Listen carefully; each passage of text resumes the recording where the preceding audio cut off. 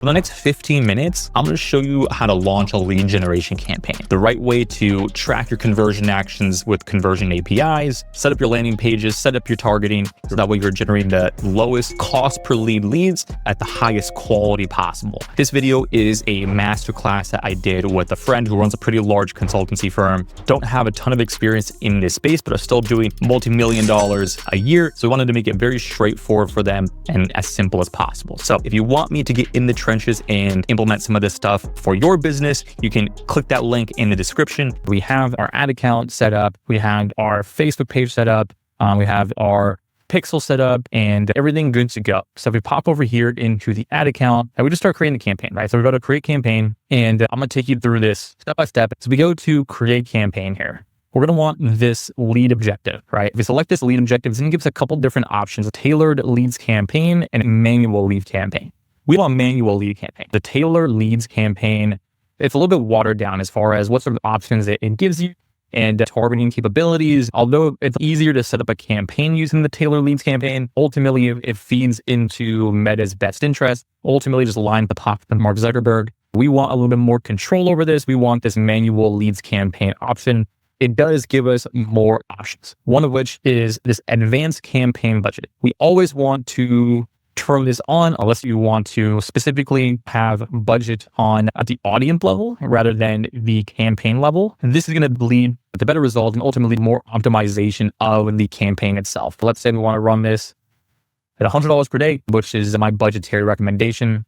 Leave this A/B test off for the time being. It's a little bit more of an advanced feature. So once you have a very good reason to use this, I would highly recommend leaving this off. We're still going to A/B test within the campaign, but this just overcomplicates things a little bit, right? And so we have a couple different options as far as the conversion object location we want this to be. Website, instant forms, which we'll actually go into on another video. But in this example, we want website. We also have Messenger, instant forms, and Messenger, Instagram, calls. It might seem like a good option. We've been testing this on and off. It doesn't seem to drive great calls for the simple reason that people aren't going to Facebook and Instagram to make phone calls. They're going on to watch content and waste time. So nobody goes on Instagram to see an ad and call a business. Although you might think it's a good option depending on the kind of offer that you're running. It's more geared towards Google or Google Ads, things like that. So in this example, like I said, we're going to want website. We're going to have our pixel on here. We're going to want performance will maximize the number of conversions. We're going to want our conversion event to be lead. And then right here, we're going to deviate a little bit. It says your ad may not be optimized for conversion because it hasn't received any activity from conversion in the last 14 days.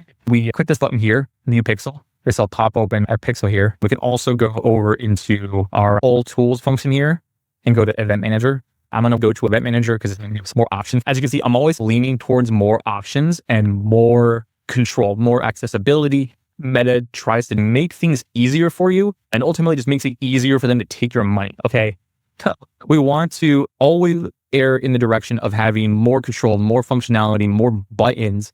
Although it might add some complexity, we ultimately want to have as much control as possible. Okay, so we're over here in the event manager, and then as you can see, we have a bunch of different buttons and options. We are going to add an event to our pixel. We have our pixel here and a couple different ways of adding the event. If you're using high level, here's what I recommend. Pop over into Go High Level.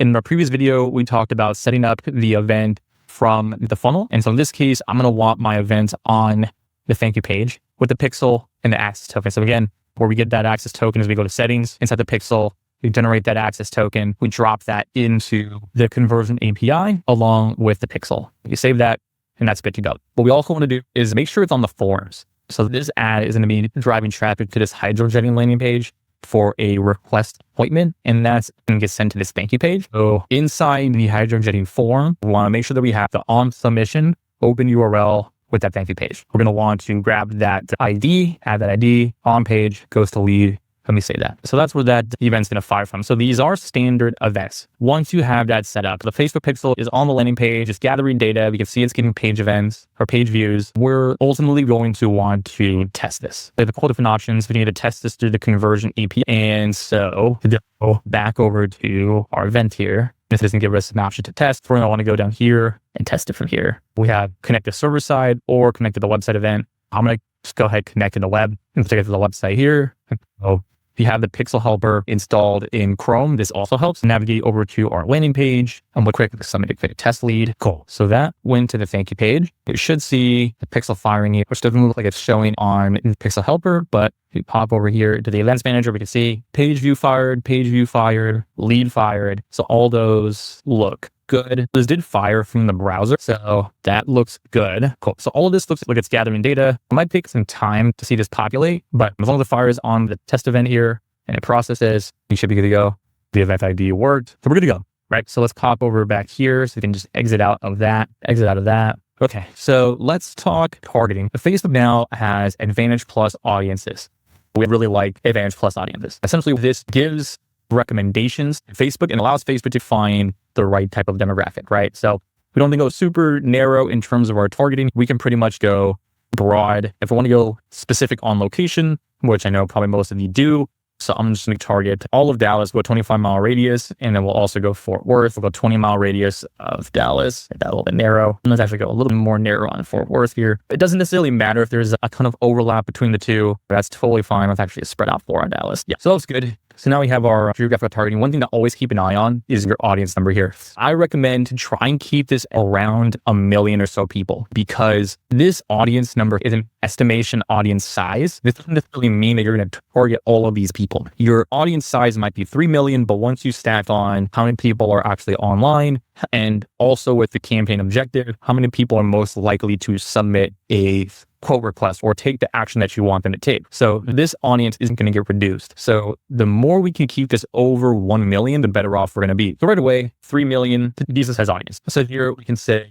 we can target plumbing, construction, interests, and things that are related to plumbing here. So I'm going to go plumbing, drains, and plumbing. I do recommend looking at suggestions and sorting by relevancy. So I'm going to go plumbing construction since this company is commercial. Construction isn't outside the realm of possibility. Always be looking at the audience size. And this isn't an audience size stats on top of your other audience constraints. This is the audience in its entire, so essentially worldwide. I actually like this maintenance, repair, and operations. I would probably go renovation and construction. You don't want home construction. I mean, some of you might, but try and keep it as closely related with your business as possible. If you're in residential, then home repair might be a good option. Home and garden would probably be a good option. Use your best judgment here as far as what would closely be related to your business. Drain, plumbing, maintenance, repair, and operations for construction, plumbing, renovation, sanitary sewer, construction. All those are pretty related to hydrojetting and commercial. So I'm satisfied with this. I think this is good. I'm going to run with this. One of the practices that I like as you start to grow the account and A/B testing a lot of things, or your VA is A/B testing things, it's best practice to have the names of the ad set, campaign, and ads as detailed as possible. So in this case, I'm going to title this UFW, and I usually do slash here, interest slash, and I'll use that second because a lot of times you'll as you start gathering more and more data, start feeding the pixel, this might become things like lookalike audiences, right? So you can have different custom audiences. You can have retargeting. So that second one becomes a lot more important. DFW, obviously the location. And then I'll usually put any kind of age, gender, different things that we're narrowing down there. In this case, we just got 18 plus on this. And then all the details of the interest that we have going here. So all of those get added. And the same thing here on the campaign name. So I'll normally have the objective. The objective always comes first. This is at the campaign level. And then what comes second is going to be the audiences that we're going to target here. I'm just going to have one audience here. But if you had multiple, you do interest. So whether this is lead forms for a landing page, or you put LP, lead landing page, interest, and then I'll do the creative. And so this is just going to be video story. We have our event there. We have our pixel going. We're going to turn on dynamic creative here. Okay. So that then brings us to the creative. Same thing with creative, the way we name this. This is going to be a story ad, and this is for hydrogetting, right? So there's our hydrogetting story ad, and we're going to want to go to create new ad. In this case, we're going to create new ad. So we want to grab this landing page link right here. This then becomes our website. All right, so we're going to start to see some previews here. We're going to want to go and add our video. All right, so we got our hydrogetting ad here, and that's ready to go. This ad is 43 seconds. Facebook likes to recommend 50 seconds. The reason they do is because it gets them more placements. It can be better to run 15-second videos. In some cases, if it's more direct response, it's better. In this case, because we're going to be using this ad in a variety of different campaign times, it's totally fine to run this at 43 seconds, 45 seconds, a minute long for a few different reasons. Because this ad is going to be both at top of the funnel and middle of the funnel and bottom of the funnel in all the same placements, it's okay if it's a longer length video. A few different options here to optimize the ad. I normally will select all optimizations unless you have a good reason to not, then we will select all of them. And so here's what I was talking about earlier with how the video ends up getting cropped, right? So if we go into the news feed and we have a preview here, we can see how the video starts to get clipped up and what happens with these captions. I always recommend checking these captions, and it looks like this will get cropped in the feed. So I'm going to go back and edit those captions in Submagic and then re-upload this. I went back and edited the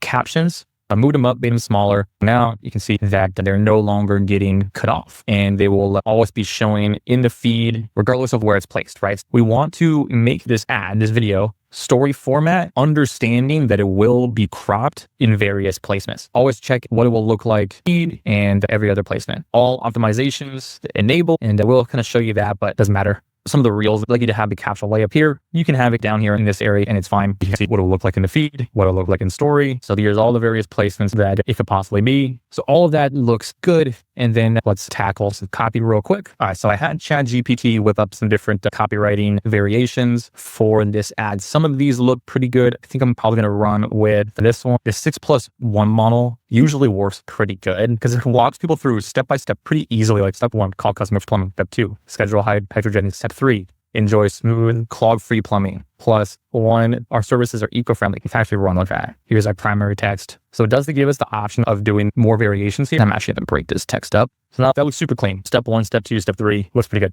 For this variation, I'm not going to run it because I'm going to show you a strategy that we're dubbing market leader. Okay. And so what this actually is going to allow us to do is use this ad in multiple placements. I'm going to go ahead and publish this ad. You can see here we have the primary text, headline, ad creative is going in there. Description used to be used a lot more in previous ad formats, but now with the size of the ad, because this is the 3:5 format, so this is going to be that 10:80 or 1080 by 1350 ratio, it's giving us more ad and less copy. I actually much prefer this ratio. I'd rather have more creative, less copywriting. The creative itself is massively more important than the copywriting. Copywriting, I would say, makes 10 to 15% difference versus the creative is going to make about 85 to 90% difference, right? So if you'd only change one thing and only test one thing, test the creative. First, this is essentially our lead objective here. I'm going to call this bottom of the funnel. Bottom of the funnel, lead, landing page, interest, video story. That's our ad. We're going to run this one ad for this example. I recommend running around 10 ads at a time. Fewer ad sets rather than more. You could run 2 or 3 ad sets, different audiences to test with 10 different images. I would rather run that versus 10 different audiences or ad sets, each with one ad. The only reason you would run a ton of different audiences is if you knew the ad was guaranteed to work and you've proven it in other scenarios. In this case, I need to find my winning audience first and then double down on that winning audience with a lot more creative. I need to find my winning ad and then double down with finding the winning audience. That's one of the reasons you want to go very broad. You don't want to leave any money on the table and potentially not reach the right audience. So you don't want to necessarily exclude too many people. You don't want to have a bunch of exclusions that go super, super narrow on each and different interests and have this be 300,000 people and you're running 10 different ads because you might not reach the people that you want to reach. And then you're just wasting ad spend on testing the creative with people that it's not likely to convert. Go broad, fewer audiences, more ad creative. Let's go ahead and publish. All right. So once this finishes processing, it's going to go into review. It's very rare that ads will get disapproved. If they do, you can internally appeal it inside the ads manager, and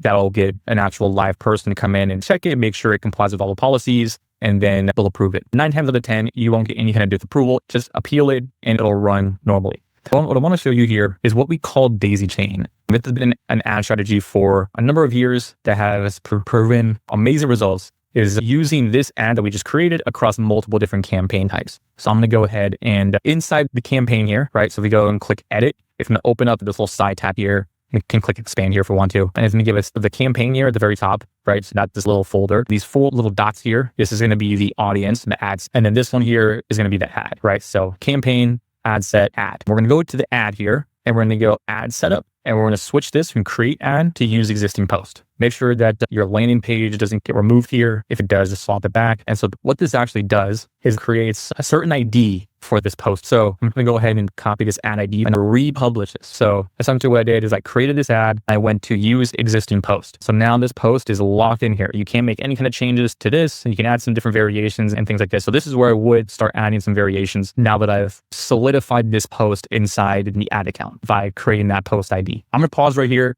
and show you the next strategy, which is called becoming the market leader.